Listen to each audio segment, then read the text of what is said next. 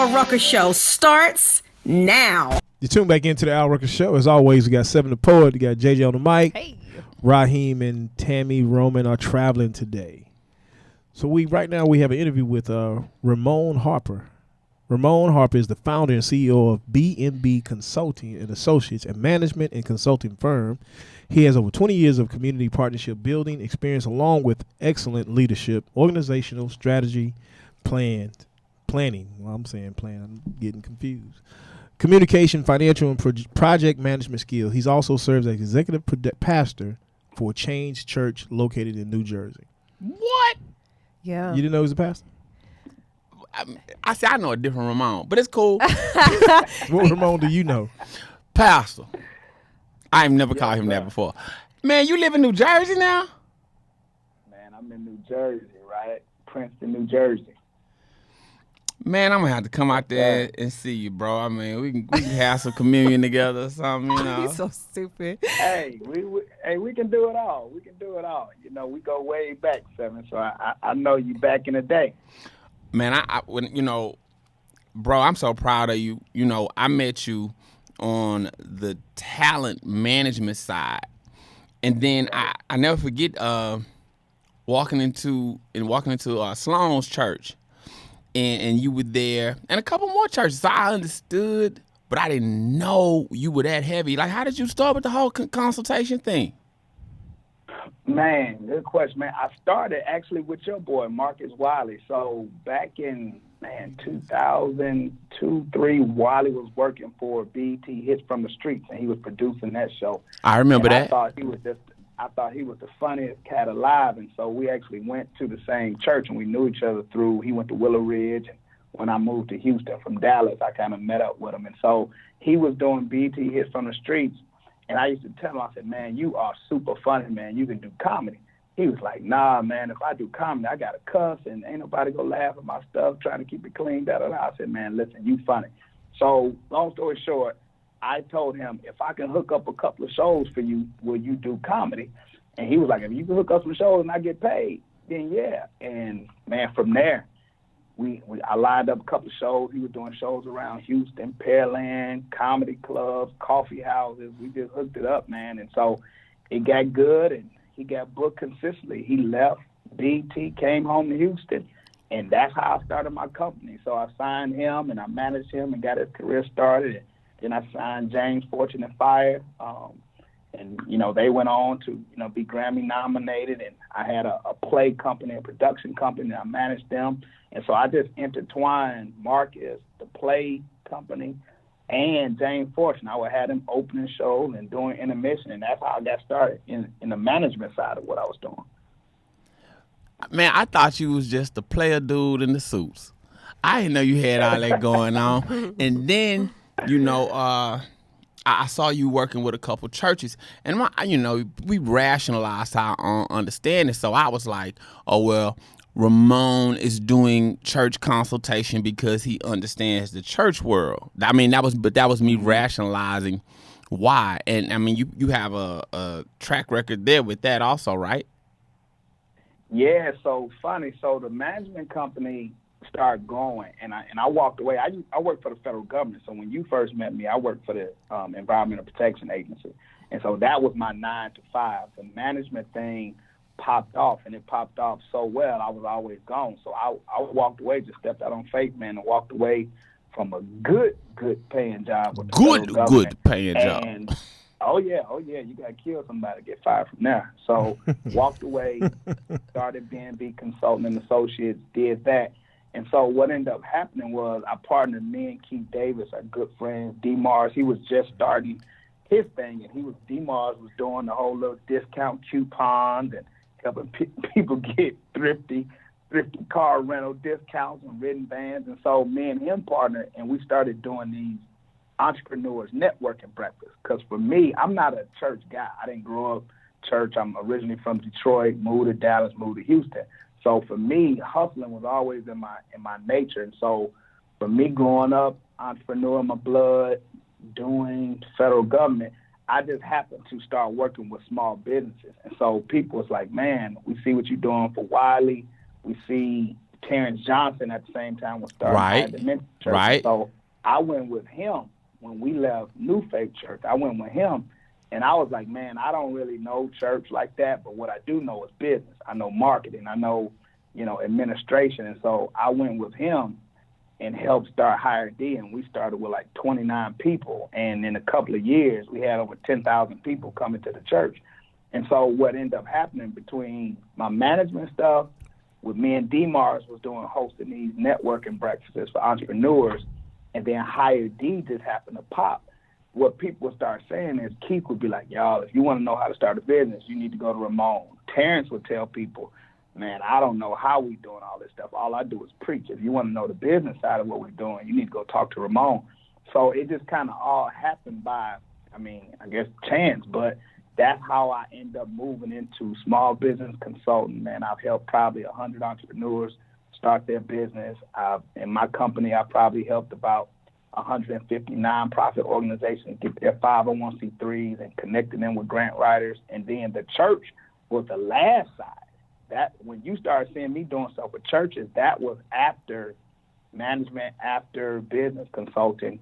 And so then my unique approach to branding and developing church, because most pastors, they understand preaching and loving on people, but they don't understand the business side, the customer service, the standard operating procedures, the marketing strategies. And so those things I brought to the church, and pretty soon I left Higher D, and I did, I've been doing this full time for years. And so churches would just hit me, and they became one of my highest clientele. Like, okay, whatever you did for Terrence, I want you to come do for my church. And man, I've traveled the world helping churches all over the world just kind of get their business sides together. Ramone, we're excited that you're sharing all this knowledge in your new book called It Takes Two, who is helping you lead. Welcome to the show.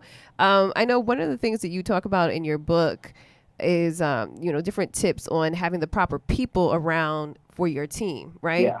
Like how to build the team. Can you just enlighten us a little bit on that? Yeah, so this book, man, and I appreciate y'all for letting me be on the show. This book is basically helping number one leaders. So let's take Al Rucker. Let's say if he was the number one person on the show, he can't do it by himself.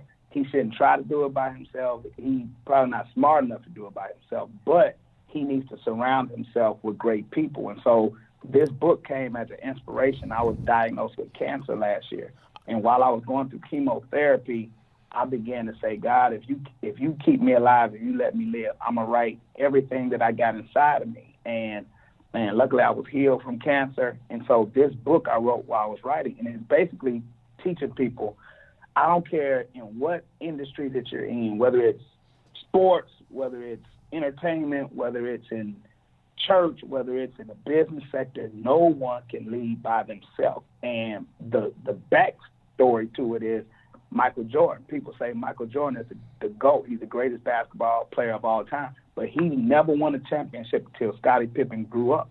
And so my premise is that you look at every great leader in whatever. If you tell me Steve Jobs, I'll tell you Steve Wozniak.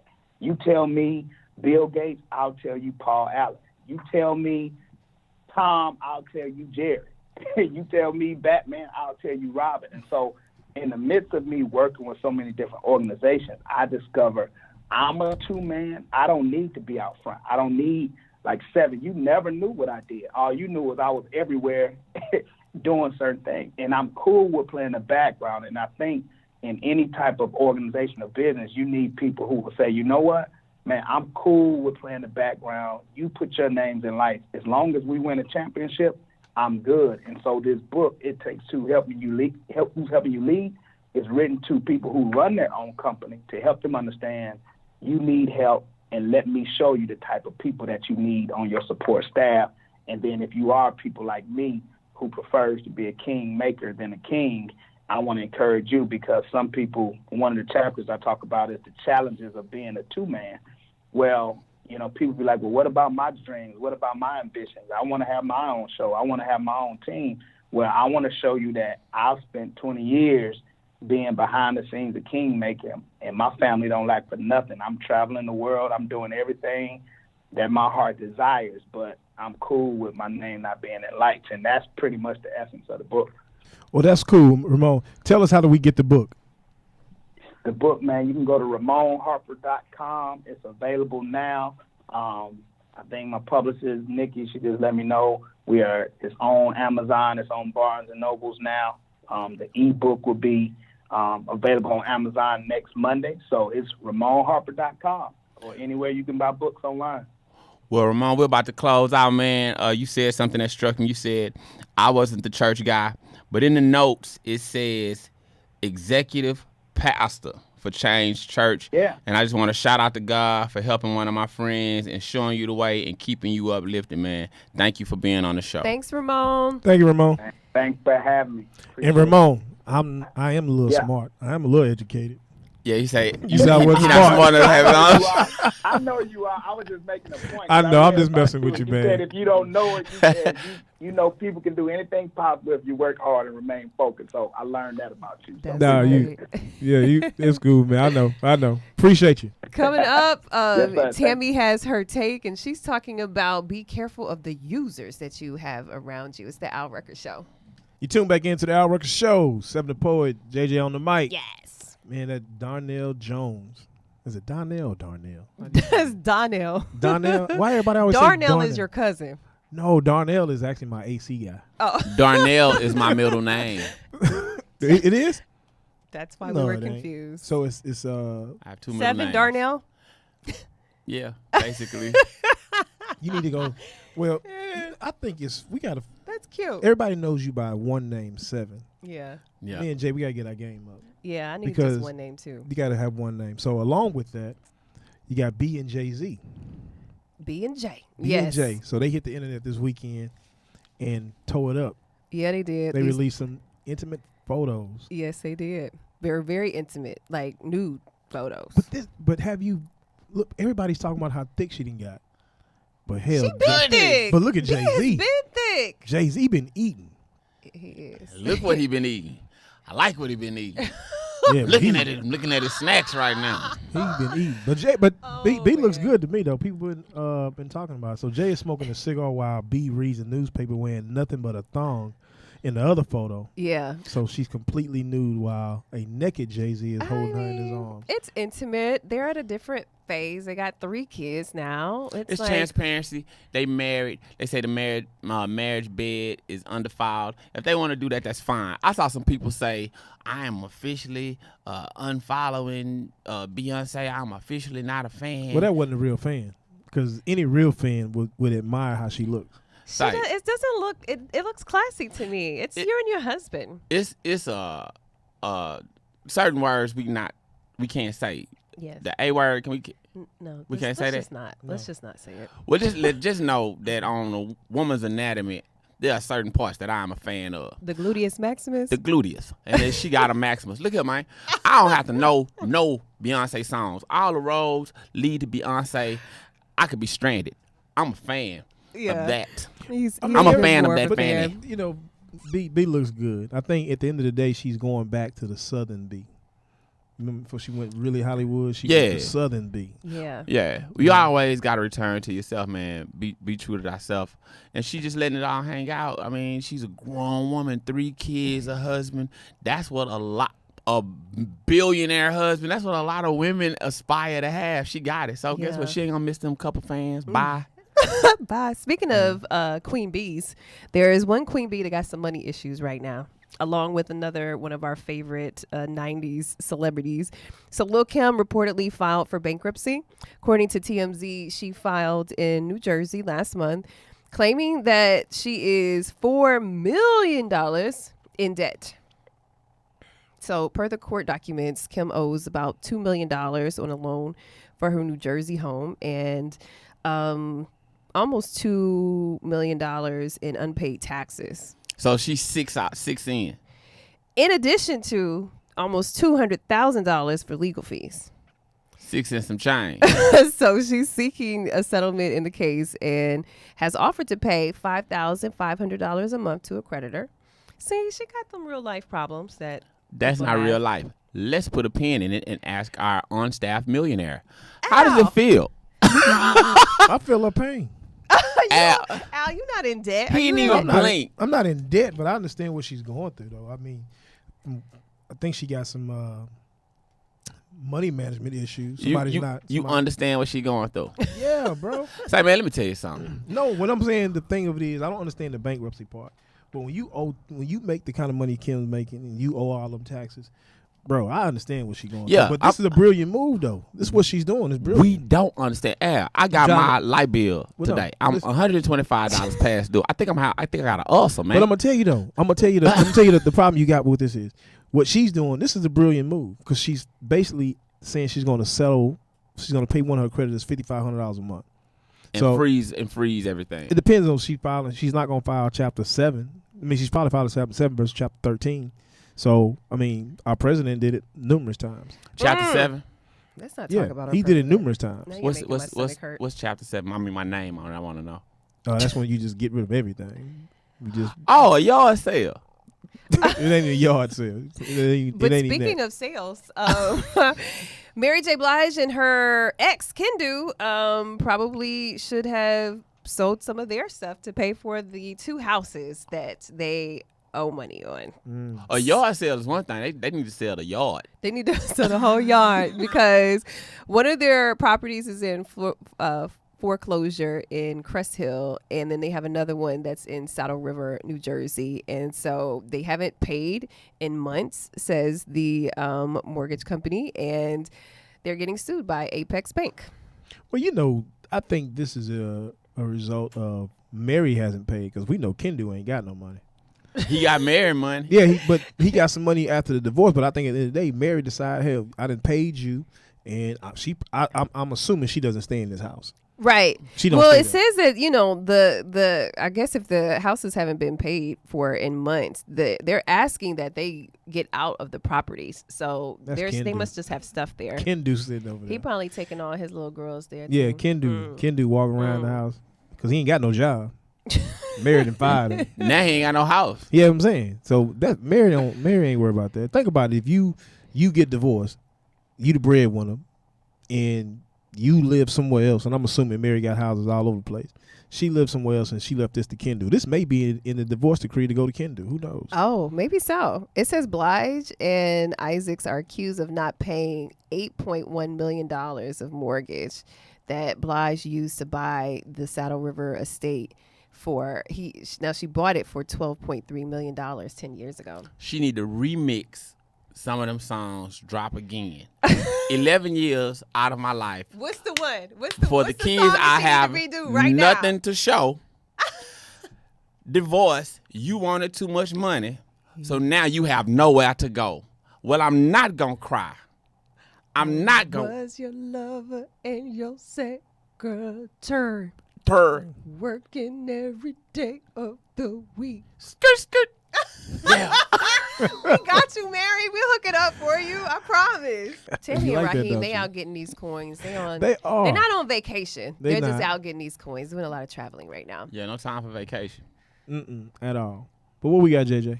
So Danny Glover is in the running for Willy Wonka and the Chocolate Factory, the prequel. Okay, because people want to know what the heck happened in the beginning, right? So according to the Jasmine brand, it's reported that Danny Glover is on a short list of actors that are in consideration for the prequel of Willy Wonka and the Chocolate Factory. Now, neither Glover nor his camp are speaking on the potential role. However, he is going up against Ryan Gosling, who's a cutie, and Ezra Miller. Ezra Miller was Flash in the Justice League, if you don't remember who that is. So he's kind of creepy now. He has this little creepy Johnny Depp look going on. But I would love to see, that would be awesome. Donald Glover? You just inspired me.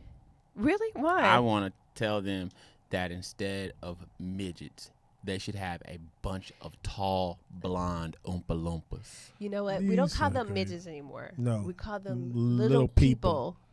Gosh, you got to be politically correct. You going to mess around and get attacked by a bunch of little people. Yeah, you will. Knees going to be tore up. I would just run. You ain't going to play the run because they going to have you out of knees. why don't you run to your Netflix to see this new movie that Anthony Anderson is going to be starring in? So, word is he is starring in a Netflix film about the Chicago rap scene. So, it's an up-and-coming Chicago rapper and a disgraced former music manager, which is going to be played by Anthony Anderson. Khalil Everidge is a 17-year-old Chicago native, and he's going to make his debut as the rapper. And the film is going to feature some popular underground Chicago artists, which I think is going to be cool. You'll see Dreezy, Uzo Aduba, and a lot of other folks. But I like Anthony Anderson. You just didn't want to try to pronounce that name. What are you talking about? Yahtzee. I'm a yacht. What's the last name? What's the last name? Coronildi.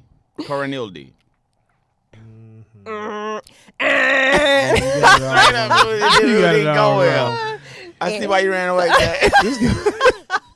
You're so crazy. I want to check.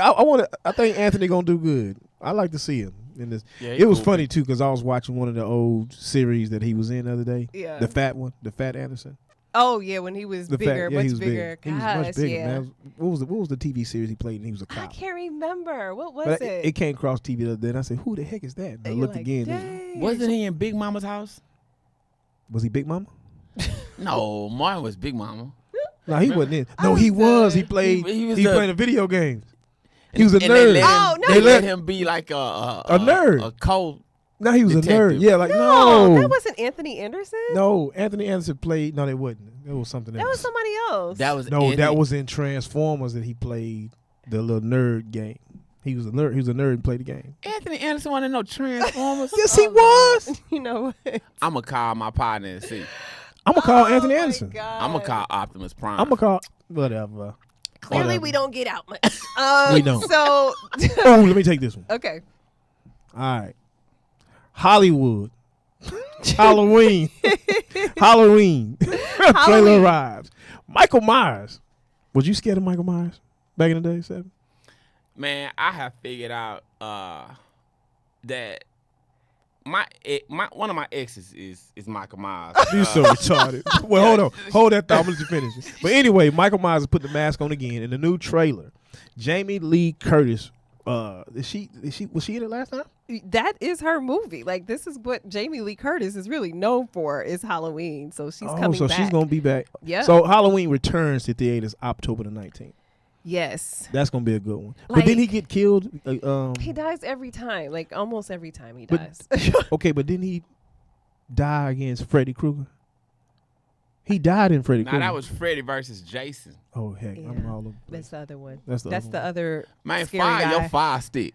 You did not. I don't have a fire stick. Okay, what is your all-time favorite scary movie? My favorite scary movie. Silence of the Lambs. That's not even really scary. That wasn't scary. That's No, not it's even more really I don't think I got it. I scary. don't think I got it I mean, all it's suspenseful, but it's not scary. But yeah, I used to invite chicks over and tell them, Roots? since this taker once tried to test me, I ate his liver with some fava beans and a nice candy. No. Now you fly back to school, little starling. Roots is mine. No, that's scary. Shut up. Roots. That is a horror show. It's Roots. That's a horrible. That's a horror show, I bro. start crying every time I see that movie, Roots. Especially when Kuta was What's running. your name, boy? No, the part when he took off running, they were chasing him. He was It's gone. not a horror film. Man. He was running. When they That is a horror movie. You Well, cannot it's tell not me. supposed to be a horror But film. it is, though. Oh, my All God. Why can't y'all act right? Running, boy. I'm gonna say this. And I'm being honest.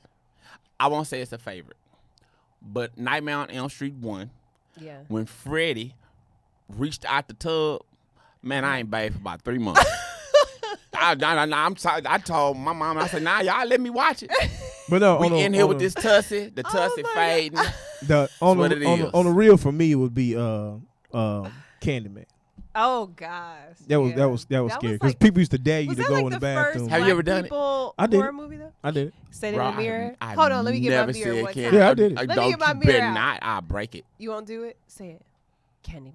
Don't, man. Why you playing? Candyman. Now, Why what we if the gotta light? test What if the that? lights went off right now? See, now Candyman. you done blonde your hair. Somebody now you touching acting my like leg. white people. Somebody messing with my shoes right now. How you feeling? Something is going on underneath this table. Stop. You guys are scaring me. Somebody's hand is on my leg. My all-time scariest You movie. need to file sexual harassment on kids. I wouldn't consider it like, it's not even really scary. It's kind of gory. It's like all the Saw movies.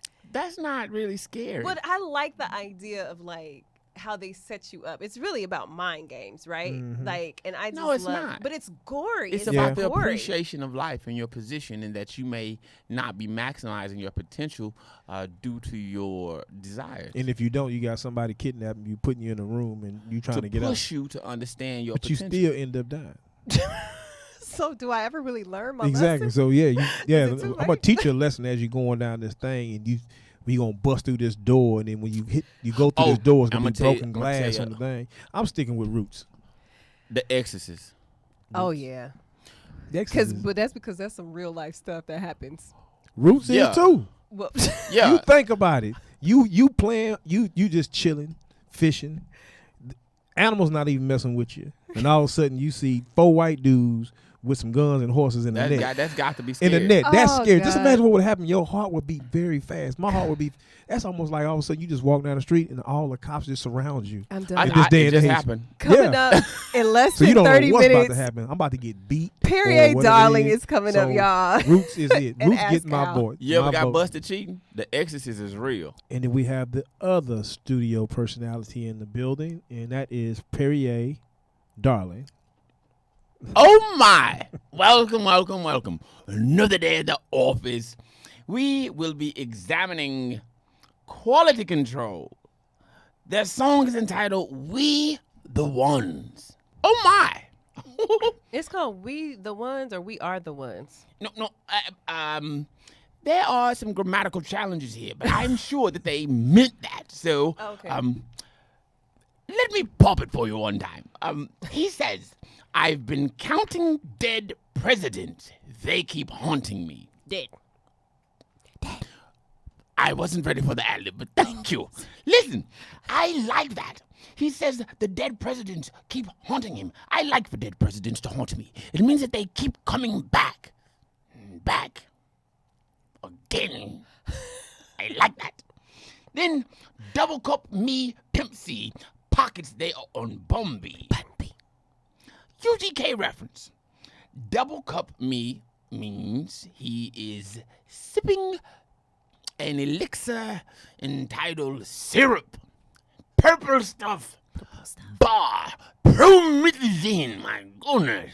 Yes, makes you lean. And his pockets, back to the reference of the dead presidents, are on Bunby. Bunby is a little thick, a little chunky, a little husky there. Who made husky pants? Oh. I don't know. Bundy, no offense to you. I love you. Anyway, alligator Gucci stepping, crocodile Dundee. Underground King. I'm confused here. You? Yes, because he has on alligator Gucci steppings, but then he made a crocodile Dundee reference. And the alligator and the crocodile are two entirely different species, Well, similar but not the same. Do they So- make crocodile shoes? They make crocodile belts, don't They do make crocodile shoes. But, Oh. but they also make alligator shoes. Maybe they're half and half. Maybe he has both. Thank you for rationalizing his misconception. You know how people do like the floral patterns with like cheetah? Mm-hmm. Maybe he's doing Yes, alligator. I've never bought into that nonsense. Maybe I it's think that's- maybe it's a future reference. You can wear Gucci and everything. Doesn't matter. No. No? You cannot wear Gucci and everything. That is a problem. It is kind of like wearing Nike and Adidas. It is an absolute sin. There are some things your mother should have taught you before you left the house, my man. Goodness. He goes on to say, quarter key, half a bird. I've sold keys. The bell was quarter key, bloom. Half a bird, bloom. He sold keys. Now, Burr. Sorry, I yes, missed my part. thank you. No, Bird. the bird. That is a reference to the bird. Half of a bird, a quarter of a key, half a bird. Meaning he's growing a quarter, half of a kilo of cocaine. Oh, wow. Cocaine is a very powerful drug. I thought the burr was a reference going back to Gucci in the prior sentence, as in No. Gucci burr. No, he's a bird. Yeah. Okay. half a All bird. right. Chirp, chirp. Like half a brick. Well, then he should have said chirp chirp. Yes, yes. Like Don't burr. half a brick. Ow, birds don't burr. I know they don't, but I know. But Okay. Could you sometimes- cut both of their mics off? Listen, from the north, I'm with TG, and he's straight up out of the D. My goodness, I like that. Debris. The D stands for Detroit. 313, stand up, yes. John Creek, off the leash, all my dogs will eat. JJ, The D doesn't stand for Dallas. No. I can't work on these conditions. Okay. You missed your ad lib. Sorry. Har. No. Listen, we'll do the line again. John Creek, off the leash, all my dogs will eat. Yes, it's a dog growling. It's a dog growling. Oh. Yes, that first growl was so poodle of you. I can get him broke in peace. It's nothing but a fee. Meaning he can pay someone to hurt you severely. So stay in line. Oh. And this has been another segment with Perrier Darling. Don't forget the A. That was a good one, Perrier. I'm They're all good when it comes to me, man. No, When they it are. comes- They are good. They're good. You broke this one down. I don't know if I understand it any better now, but I'm a little bit confused on some things. I could help you. No, I got you. I'm still stuck on the alligator, Gucci step, and crocodile Dundee. That's what I want to figure out. Alligator, Gucci stepping. Crocodile Dundee. I think he was just trying to rhyme right there. Yeah, he was trying to throw something in there that was going to rhyme with Bun B. So sometimes. Well, you could can- use honey, Well, you know what? Oh, I get it. bunny, No, you gin watch? rummy. You ever watch the Crocodile Dundee movies? Yeah. He does Okay, not wear there Gucci. is a part in there where he's walking across the lake, stepping on alligator heads to get to the other side. I remember You that. remember that? That's what he's talking about. Look how it all Ladies comes and gentlemen, together. give it up for Al Rucker. Al Rucker. Thank I'm you. impressed. I'm impressed. I never would have got that. I'm Yeah. impressed. Now we're at that segment we call Tami's Takes, which happens to be my favorite segment. I had no idea, Al. You no didn't? idea whatsoever that would be your favorite segment. It is my favorite. You know, Tami does everything better than everybody. I love the way you butter her. Especially dressed. Yeah, she's Yeah, the that girl best. be- She is a terrorist to the red carpet. Yeah, she's the best. Well, she got a Tami take, and it's beware of the users in your life. I think we all need to hear this one. Yeah, Yeah. man. All right, let's go. It's the T, the A, the M, the I, the T, the A, the M, the I. It's Tami. It's Tami. Tami's Take. Kick that knowledge, girl.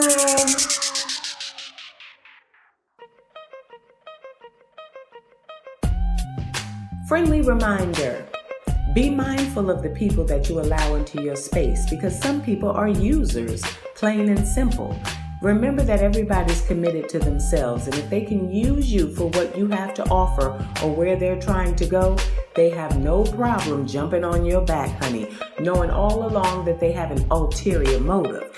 Smiling in your face, pretending that they are genuinely happy for you, that they are genuinely in your corner, and that they are a team player, knowing all along that you just serve a purpose to an end. And you have to sit back and watch this because you're not aware all the time of what's going on in your surroundings.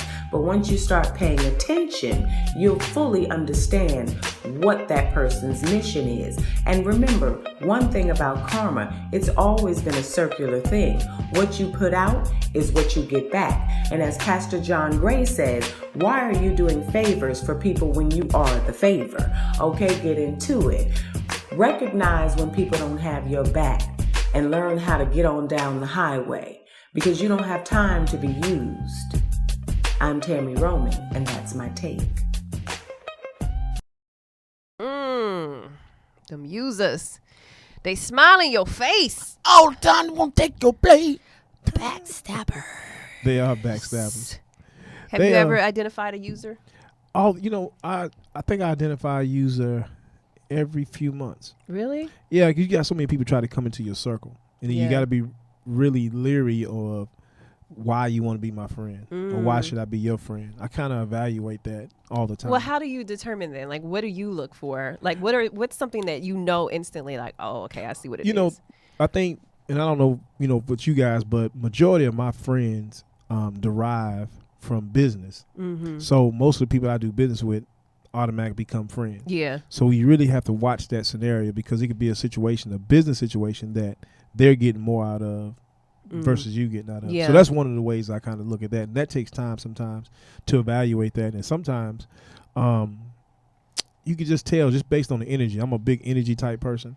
So if your energy is wrong, then of course I kind of sway the other way. But at the same time, when that friend, so-called friend, and I don't use the word friend lightly. Yeah. I have more associates than friends. Oh yeah. So when you got that person you're deeming as a friend constantly calling you, they need something. I was just finna say they need advice. They need whatever. Just constantly, and they constantly draining you, and it feels as if you're being drained.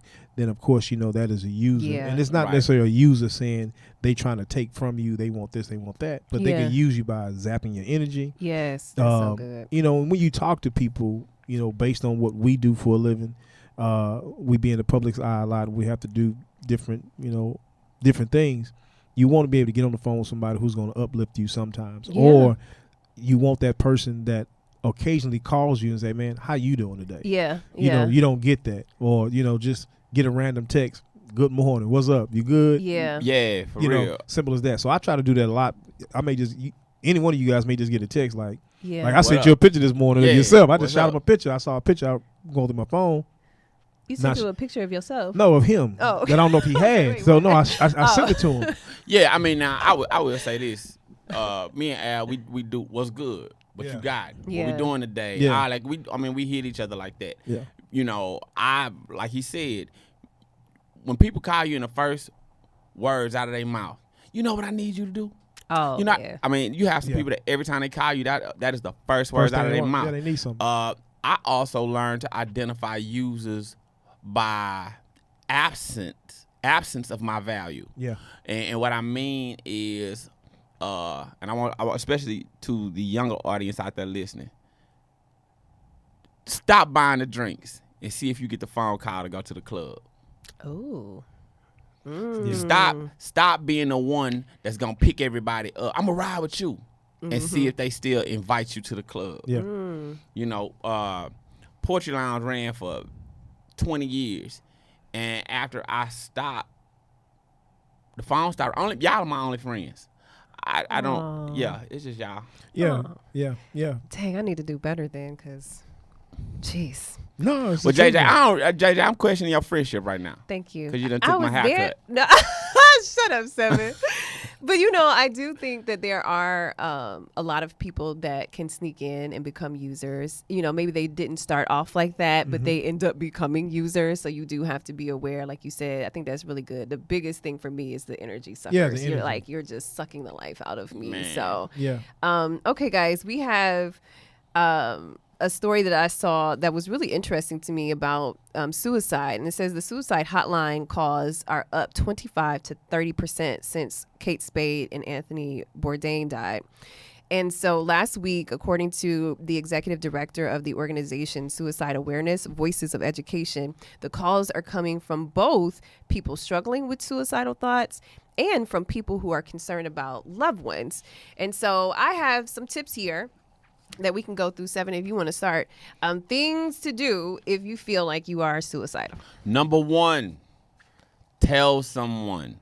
I mean, however you feel you need to say it, say it. Say it out loud. You can scream it. You can crack. I know it sounds crazy, but you can crack jokes about it. The thing about it is, man, become comfortable with saying it out loud. You're not weird. You're not alone. You'll be amazed at how many people, just need the space to feel free to say it. And to those out there who are friends, instead of being quiet about it, give your friend a hard look, square in the eye right now, and say to them, are you okay? Are you thinking about harming yourself? Yeah. Number two.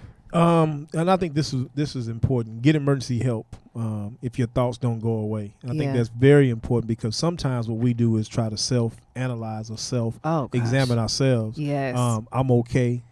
I'll be all right. I'll get over it. And then we really take the approach of going into our own little, we'll call it our happy place. but it's really a depressed place. Yep. And you just kind of isolate yourself from everybody. So you Yeah. definitely got to hurry up and get some help. Yeah. Get some help. Tell a family member. If you don't want to go on your own, get someone to take you that, or just pick up the phone and call your doctor, and they'll get you in or recommend someone for you to get in and talk to. But definitely find help quick. Number 3 is seek long-term help, like, go into a therapist or a psychiatrist. First time I went through depression, I actually had to see a psychiatrist. I was so far gone that they had to put me on medicine. And I was ashamed because I thought, like, what, medication, like me? But the medicine is what really helped me to get back on track. So, don't be ashamed to go see a professional and sit and go to therapy. And it's not a one-time thing. You might have to go a couple of times or years. So, number 4, avoid drugs and alcohol. Al spoke on that kind of, he was earlier, number 2, when he said get emergency help, because we shut down and we look into ourselves as the only answer.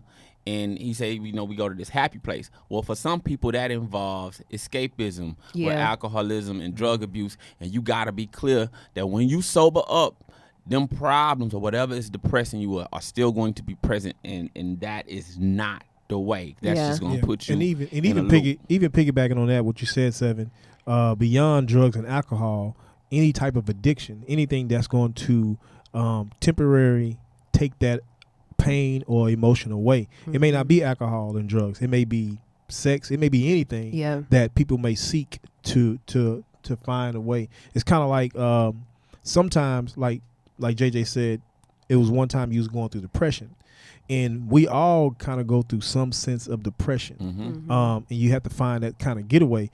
For me personally, I ask myself all the time, am I okay? Because I have so many things coming at me at one time. And I always try to make, as you say, the happy place. Like, I love going to sports.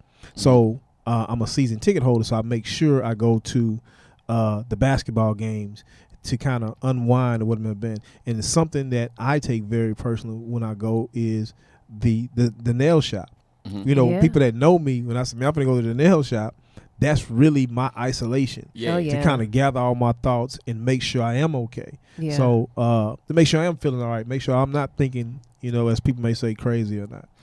I know we got to wrap up. The very last tip is making your environment safe, which is, if you know that, you're thinking of overdosing, get away from pills, throw all the pills out that you need to throw out, making sure that you are just removed from anything. If you think you're going to hurt yourself with razors or whatever, then throw it all out. To the fellas, have your partner come get the gun. The stats say that men are more successful at the attempt because we use those kinds of things. We don't do the overdose thing. We gonna use the pistol. Have you go give your gun to your man for a minute and say, hey man, hold on to this. I'm not right now. That's you know right. what I mean? And on everything we said, like JJ talked about how she was embarrassed. Man, there's nothing wrong with getting some help. There's nothing wrong with going to see a therapist and sitting down with somebody. All of this. Give them the number, 7, that they can call. Yo, call 1-800-273-8255. That's the National Suicide Hotline, available 24 hours every day. And I'm going to step out on a limb because I know my co-host. Man, inbox us. If you feel comfortable enough to just, ain't nobody on this show going to give you no bad information. Yeah. We rocking with you. That's right. It's the Al Rucker Show. The Al Rucker Show.